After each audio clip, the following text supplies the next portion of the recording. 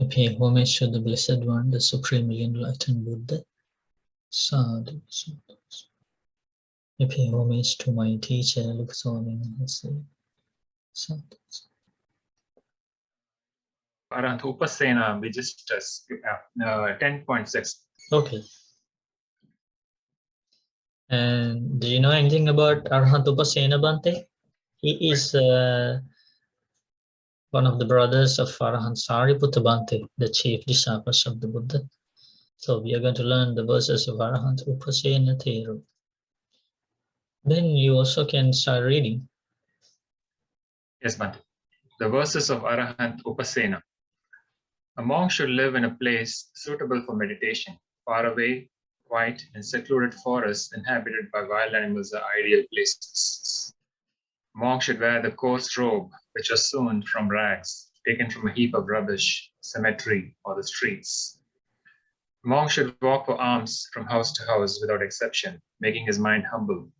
He should walk with his sense doors unguarded and well restrained.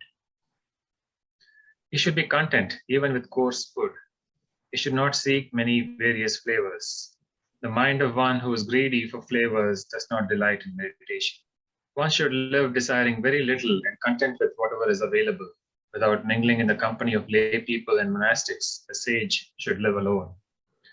A wise monk stays in the midst of the monks as if he knows nothing and has no voice. He should not speak excessively. A monk should not insult anyone. He should not hurt anyone. He should be restrained by the rules of discipline and should know the purpose of eating. Monk should be skilled in handling the meditation object which gives rise to energy of mind. He should practice serene and insight meditations at the right time. A monk should meditate always, putting forth energy and effort. A wise monk doesn't give up hope until he has achieved Nibbana, putting an end to all suffering. And a monk lives in this way, desiring noble purity. All his stains are removed completely, and he attains extinguishing. These verses were said by Arahant Upasena. Sadhu. A powerful set of stanzas about the purity of the path that all monks are supposed to follow. Is there anything that you don't understand here?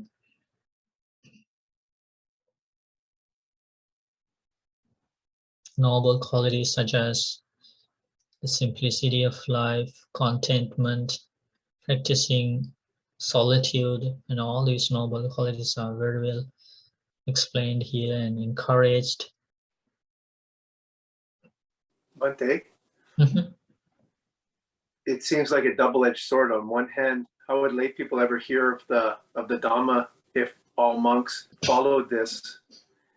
It seems like there has to be a balance between this and living with lay people. Or if a monk did this too, how would they follow the rules of the Buddha to still interact with the lay people? He didn't mean to totally cut off the association of lay people. What did that Bhante say? Without mingling in company of lay people and monastics. You see the meaning? A sage should live alone. So that doesn't mean that from time to time it doesn't mean that totally the avoidance of lay people. It's just saying to avoid socializing and living in the crowds of people becomes an obstacle for the solitude and all these things. Mingling in the company of lay people and monastics has a different meaning, but monks always have the opportunity to associate with lay people and converse with them the Dhamma. It's not blocked by this noble quality. It's basically about avoiding socializing and unnecessary company, basically the unnecessary friendships, the friendships that become an obstacle or hindrance for the path. Okay. And not only that, Bhante is talking about avoiding the company of lay people. He also mentions about avoiding the monastics, right? So then we understand definitely Bhante is talking about these problematic friendships because we know that monks always get to meet the monastics. Monastics means basically monks and nuns.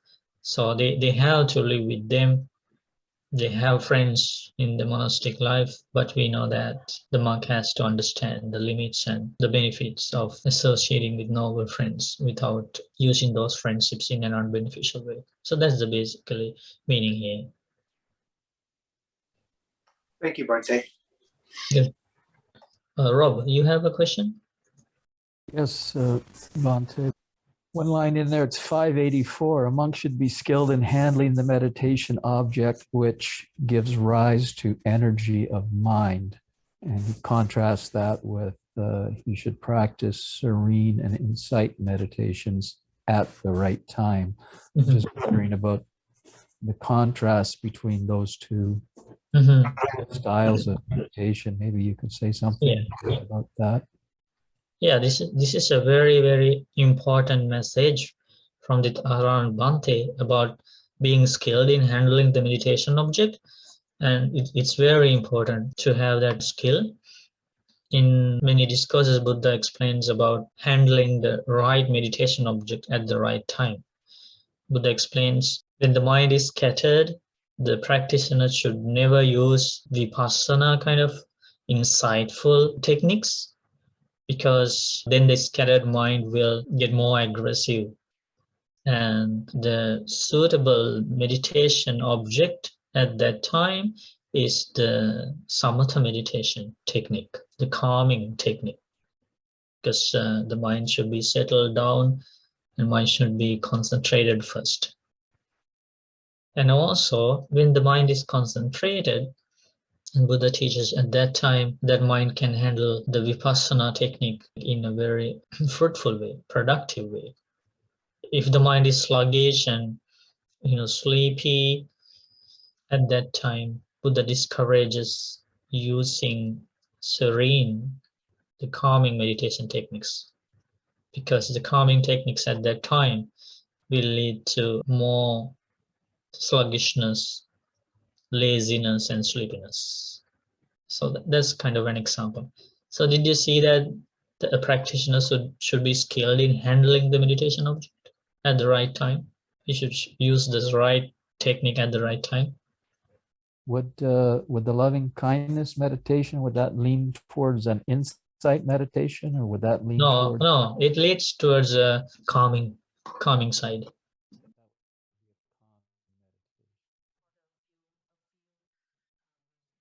The verses of Arahant Sāriputta. If a monk is virtuous, is full of mindfulness, meditates with restrained thoughts, practices the Dhamma diligently, delights in meditation, is still internally, and is content living in seclusion, he is truly called a monk. Whether the food he eats is moist or dry, he doesn't overeat. He keeps some empty space in his stomach. A monk should eat mindfully, knowing the limit. That is how a monk should live. Without eating the last 4 or 5 mouthfuls, he should fill his stomach with water. This leads to the comfort of a monk who is diligent in reaching Nibbana. He should wear an allowable robe just to cover the private parts of his body. This leads to the comfort of a monk who is diligent in reaching Nibbana. As he sits for meditation, as long as his knees don't get wet from the rain, such a hut will do for a monk. This leads to the comfort of a monk who is diligent in reaching Nibbana. If one sees happy feelings as pain, painful feelings as a dart, and is not deluded by neutral feelings, then how could he be attached to this world? There are people with evil desires, who are lazy, who lack Dhamma knowledge, and who are disrespectful. May I never have anything to do with such people.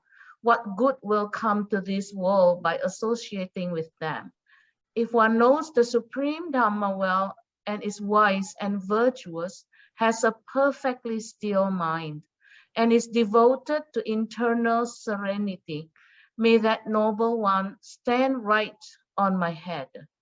The one who is sunk in and delights in sensual thoughts, angry thoughts, and thoughts of harming, he lives like a wild animal. That person misses the supreme nibbana, the end of suffering in samsara.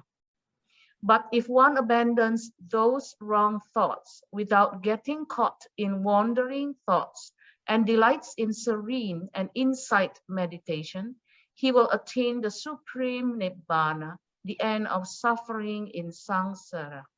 Whether in a village or forest, on low ground or high ground, wherever the enlightened ones live, that land is indeed very delightful. And these beautiful verses from Arahant Sāriputta, the profound reflections about life. Okay, so does anybody have any questions? Bante, I'm reading these verses number 991. Wherever in the village or forest, on low ground or high ground, wherever the enlightened one lives, that land is indeed very delightful. I remember when we visited to India, the Buddha lands, there are many enlightened Arahant had ever lived in that land.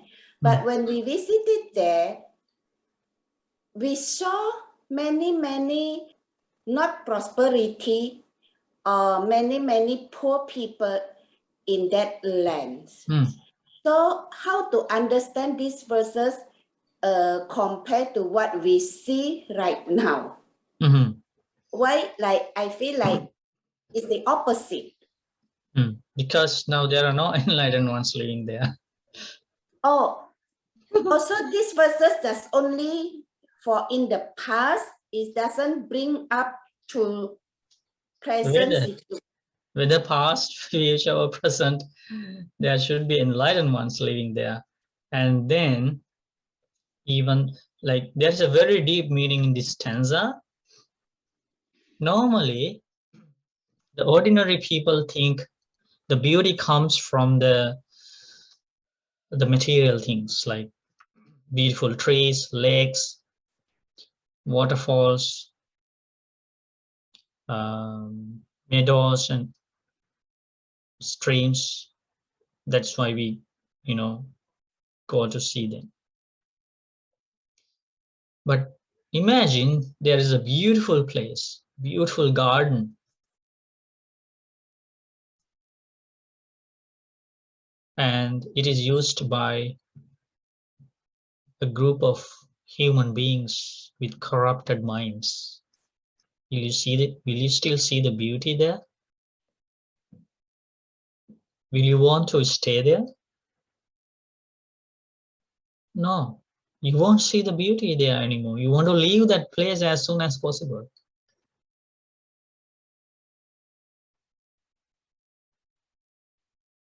So the real beauty comes from the hearts of humans. That is the deep meaning here. That place may be a desert, but if enlightened beings live there, and you also happen to live there, you will feel the peace, tranquility, happiness, and joy throughout your entire life, because you have the association of the enlightened ones who have pure hearts, the hearts full of noble qualities. You don't want to leave that place. It is a desert, but you still want to live there as long as you live. So the way the Buddhas see the beauty, the way the enlightened ones see the beauty is completely different compared to the way the ordinary people see the beauty. Think about somebody's house. Maybe it's like a mansion. It has everything. It's beautiful. Lots of furniture, valuable things, luxurious things. But inside that mansion, a group of people, a family, is living with corrupted minds. What are they doing inside? They are fighting, they are arguing.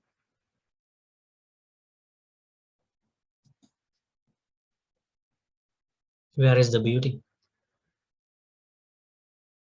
Do the family members want to live in that house?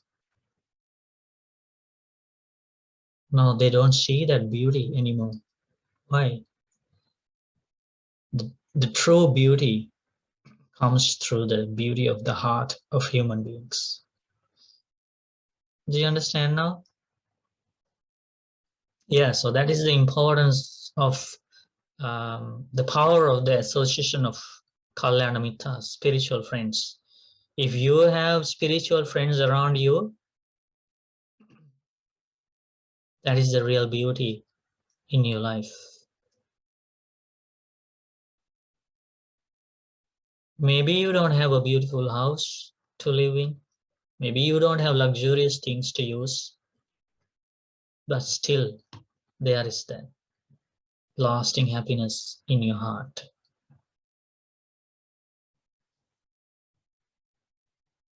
And you are on the path to cultivate lots of wholesome qualities, and that brings joy and happiness to you.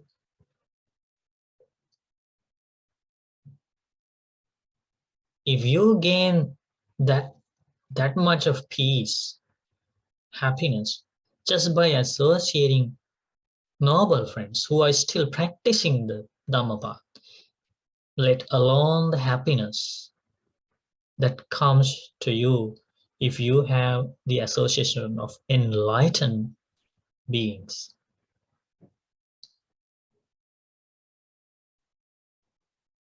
That is the beauty here.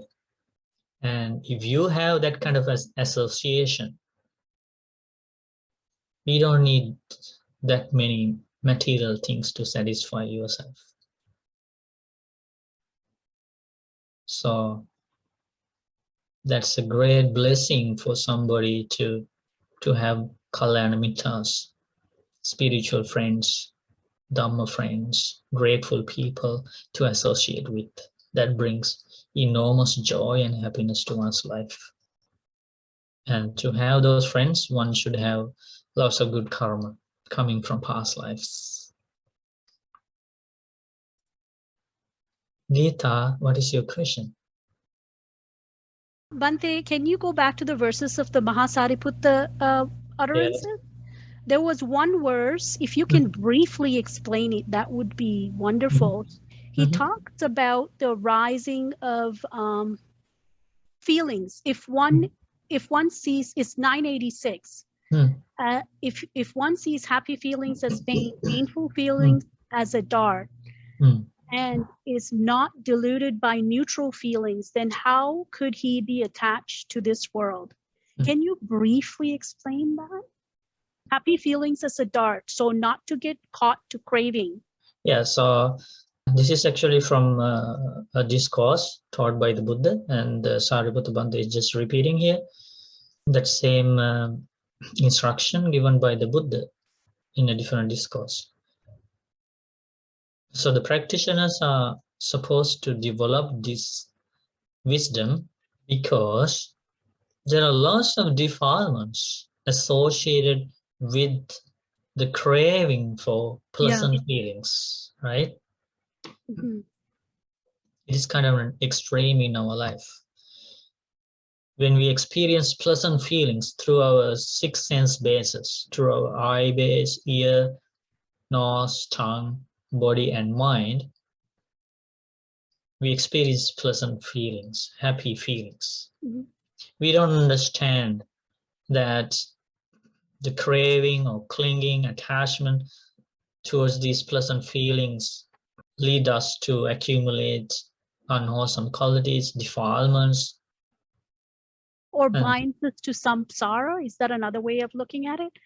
Because we experience happy feelings without seeing the long-term picture of suffering and impermanence. This is a powerful way to cut out those defilements.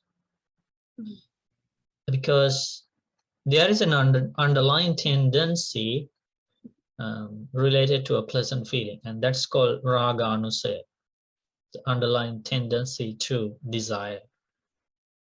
So with that, lots of defilements will arise. So then, to avoid those defilements, Buddha encourages practitioners to see pleasant feelings as painful. And that is one of the powerful ways to avoid those defilements connected with pleasant feelings. So then we will practice a beautiful way not to get attached to pleasant feelings. We know that there are other ways as well, like understanding the arising and passing away of feelings, understanding the impermanence and non-self nature of feelings. There are also powerful ways to avoid defilements, piling up of defilements associated with craving for pleasant feelings. And this is also a powerful way to avoid those defilements associated with the craving for pleasant feelings, seeing them as painful.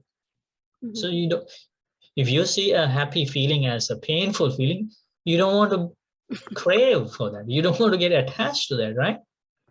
Isn't that a powerful way to avoid all those defilements? Or it's very difficult, Bhante, because you have to be able to kind of dissect it, because if you're happy about somebody else's joy and their accomplishments, that's like mudita, right? Being happy for others' success. And then but in this case, but don't be attached to it. And also this is mostly related to the worldly pleasant feelings that arise through the senses, sense pleasures, worldly desires, and so on. And same with painful feelings. People get attached to painful feelings, even though they think they avoid, they reject. That's not the case. Because they have craving for the pleasant feelings, they reject painful feelings. And that is not a wise way to understand the feelings. Because people get attached to painful feelings as well, Buddha encourages them to see the painful feelings as a dot. That means we are not going to consider painful feelings as mine, I am, and myself. That's the way to avoid the defilements, because there are defilements connected with the attachment to a painful feeling. Do you have an example, Bhante? Like the sadness, the disappointment, the unsatisfactoriness, the stress, depression. And think about somebody who has these like suicidal thoughts. How much does a person attach to those painful feelings? True. That person is totally governed and controlled by these painful feelings. He or she doesn't give up those painful feelings easily. And those painful feelings were in the heart for a long, long time. And finally, the attachment, that's an attachment for painful feelings. It's not letting go of the painful feeling. One of the powerful ways to avoid the defilements associated with painful feelings is to consider them as a dot. You want to grab a dot and hit yourself with the dot, sharp arrow. That's what we are doing when we embrace a painful feeling. Tell somebody who is crying not to cry.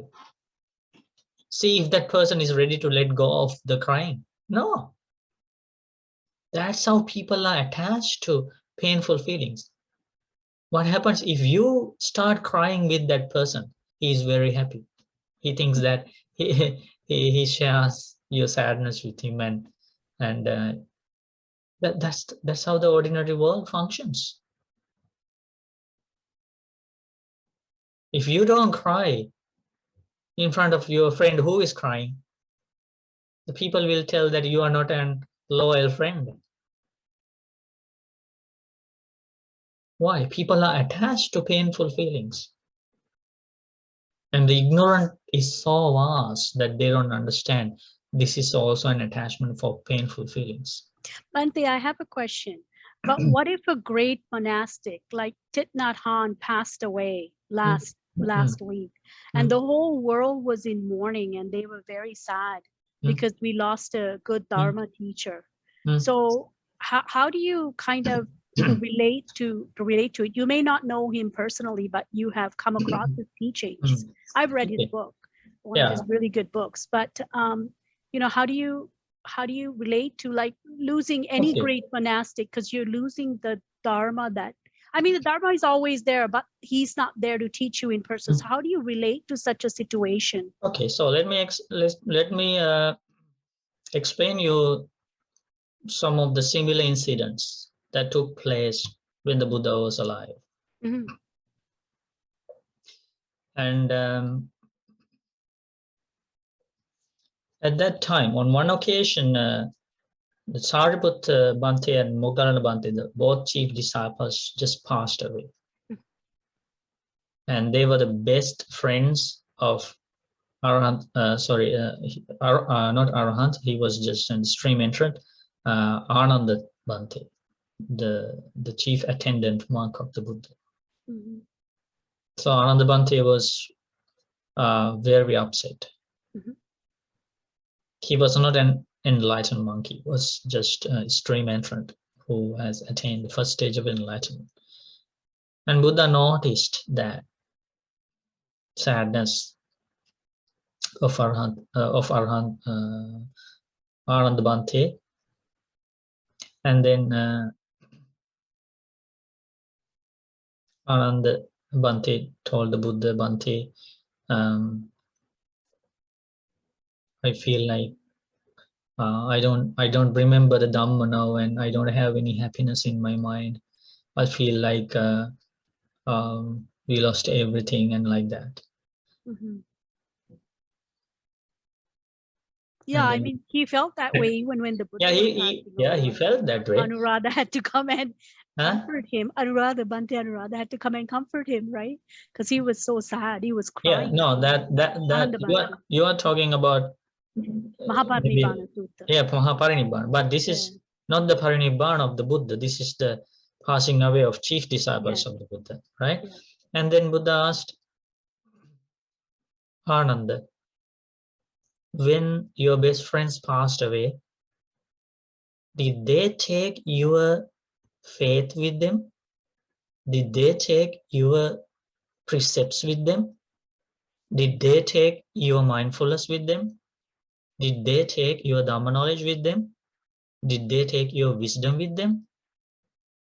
And Ananda Bhante replied, no, Bhante, they didn't take those things with them. Still, those qualities are with me, but I am so upset and sad because I lost these best companions in the holy life. I know how kind, compassionate, and supportive they were to other fellow monks, and I am thinking about that. We don't have that association of those noble friends anymore. That's why I am sad. And then Buddha advised him further, Ananda, didn't I tell you in advance that we have to be separated from loved ones? Everything is conditioned. Things are subject to change. Things are impermanent. Didn't I tell you in advance? So please, Ananda, be mindful. Practice the Dhamma path and escape from this world that is full of pain due to separation from loved ones. That is the advice of the Buddha.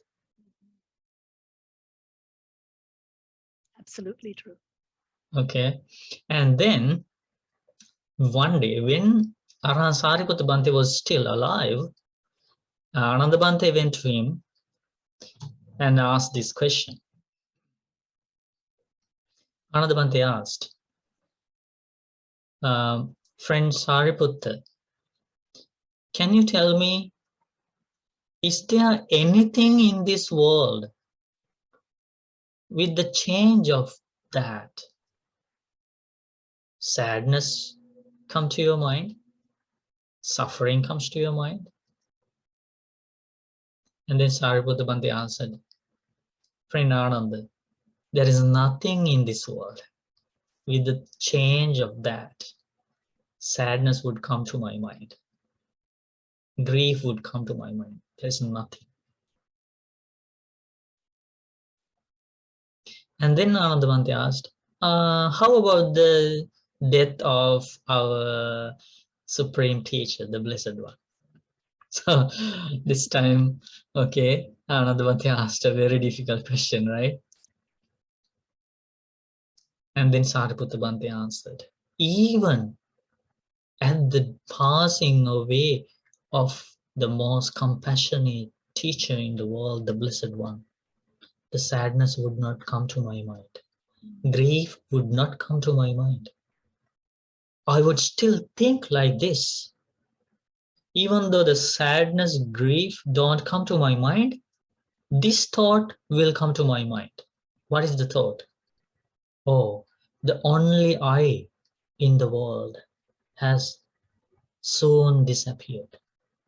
The only light for the world has soon disappeared. I wish if the Blessed One could live longer, then it would lead for the happiness and welfare for many gods and humans. That thought will come to my mind. Yes. Okay? Yeah. And then Ananda Bhante understood that deep reflection. And then Ananda Bhante answered, oh yes, now I can understand.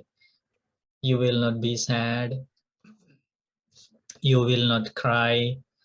You will not get upset. It's because for a long time you live with the mind free of the notion of mine, notion of I am, notion of myself. That is why. So because Sāriputta Bhante was already attained Arahantship, liberation. So there is no sad, there are no reasons in his mind to be sad, to grieve, because all those, the sadness, the grief, disappointment, stress, depression, these are the results of a defiled mind. Yeah, he's let Those go are of everything. not the results of a purified, liberated mind. So he was living with the liberated mind.